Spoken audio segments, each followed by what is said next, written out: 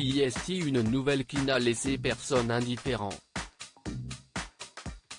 Le 2 mars dernier, Jean-Pierre Pernaut tirait sa révérence, à l'âge de 71 ans, décédant des suites de son cancer du poumon. Ses proches et les visages de TF1 se sont réunis une semaine plus tard, le 9 mars dernier, pour ses obsèques. CIST à la basilique Sainte-Clotilde, dans le 7e arrondissement de Paris, ils se sont donné rendez-vous pour un dernier hommage. Un moment très émouvant. Néanmoins, il y avait quelques absents. Si Julien Courbet n'a pu se déplacer pour cause de direct, il en était de même pour Jacques Legros. Pendant plus de 20 ans, le journaliste a été le joker attitré de Jean-Pierre Pernaut. Alors forcément, les deux hommes ont noué une certaine relation. Mais celui-ci a préféré lui rendre hommage à travers son journal télévisé de 13h.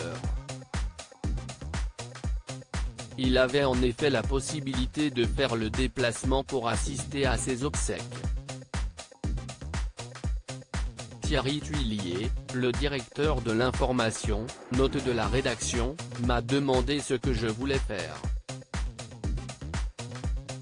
Je n'ai pas réfléchi longtemps, lâche-t-il dans les colonnes de Télé Loisirs. Eden expliquait la raison: j'ai estimé qu'en tant que joker officiel de Jean-Pierre pendant 25 ans, mon devoir était de faire le journal, comme je devais le faire quand Jean-Pierre n'était pas là. J'étais plus utile à cette place qu'à l'église Sainte-Clotilde.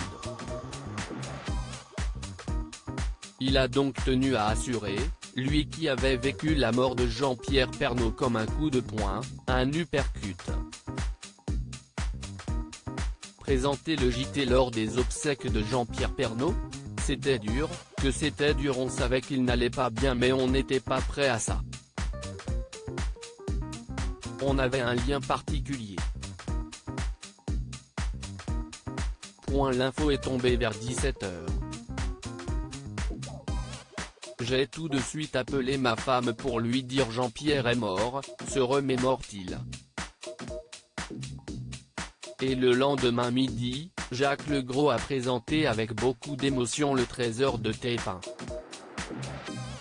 On m'a dit que j'avais une sale tête, que je paraissais très crispé, s'amuse-t-il, avant de confier, si est-il vrai qu'on était tout crevé car on était détruit.